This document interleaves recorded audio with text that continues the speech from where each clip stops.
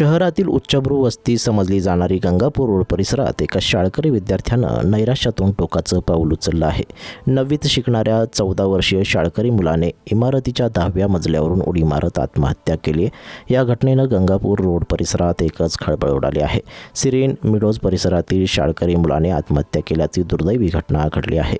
मिळालेल्या माहितीनुसार मयत आदित्य भंडारकर वय वर्ष 14 हा शाळकरी विद्यार्थी गंगापूर रोड परिसरातील इंग्रजी माध्यमाच्या शाळेमध्ये 9वीच्या वर्गात शिक्षण घेत होता.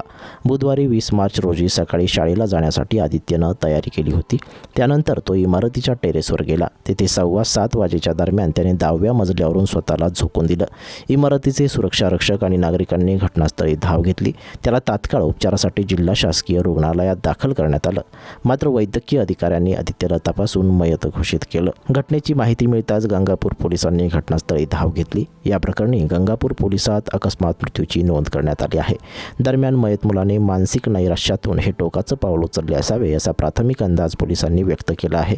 मात्र या घटनेमुळे कुटुंबियांना मोठा धक्का बसलाय. परिसरात देखील या घटनेनं हळहळ व्यक्त केली जात आहे. मयत आदित्यचे वडील हे व्यावसायिक असल्याची देखील माहिती समोर येत आहे.